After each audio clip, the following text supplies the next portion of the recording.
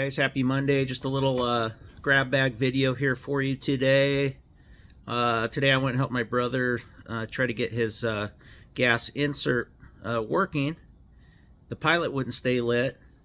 I ordered up an entire pilot assembly.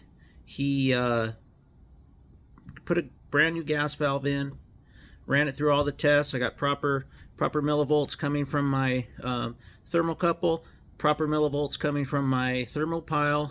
The flame looks good.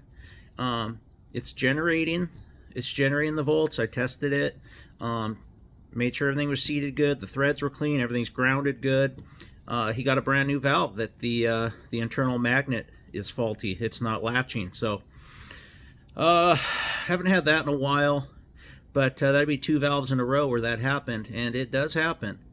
I just had a buddy, I wouldn't call him a buddy, an acquaintance, electrician that I used to do work for, that I've actually done some jobs for.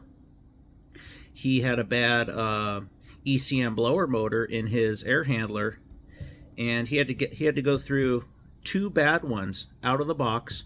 These were, you never really get new ones when they're blower motors. They're reconditioned, repurposed, or whatever they want to call them. And yeah, he had two that were bad. They were Gentech replacement motors. So he finally got a third one, and the third one fired right up, working just fine. So I don't think I misdiagnosed this fireplace. I don't work on them all the time, but they're pretty simple. If you're getting the voltage, the millivolts to your gas valve from your thermocouple, it should pull in that magnet, and it should leave your pilot lit. And it wasn't happening. I even took a torch and heated up the thermocouple with my button pushed in, my pilot knob pushed in, let off, and it was still not keeping the pilot there. So we got an issue with that valve. That's my diagnosis. You can say I'm wrong or whatever. I checked everything else out. Like I said, I got good grounding. I got good millivolts to my thermopile. It was about 750, so I know that's good. And I was getting about 25 millivolts to my thermocouple, which should be plenty to keep that magnet pulled in. So we're going to replace that valve, second valve, and cross our fingers, because there's nothing else really that it can be. Yeah, I checked everything.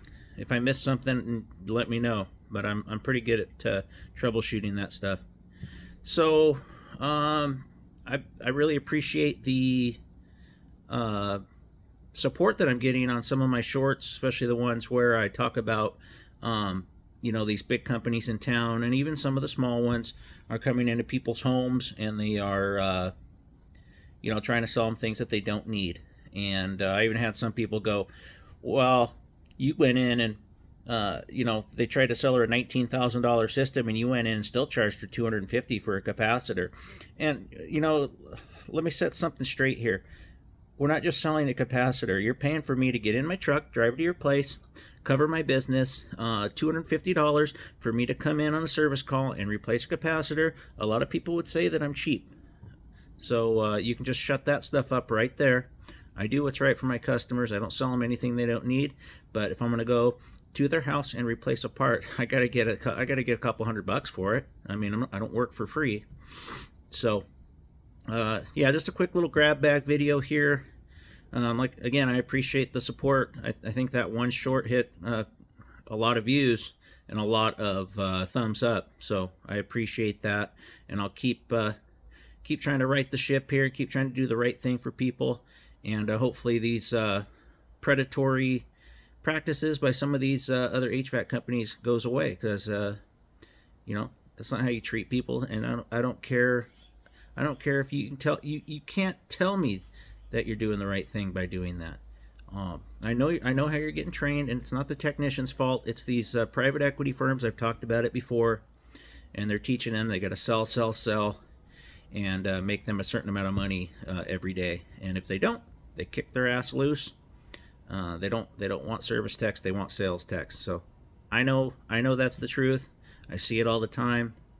And you know, I'm doing my best as a small one-man band to try to stay in business and try to out these people, because it's not right, and you know it. I know it, and you know it, and I won't harp on it anymore. Thanks for watching.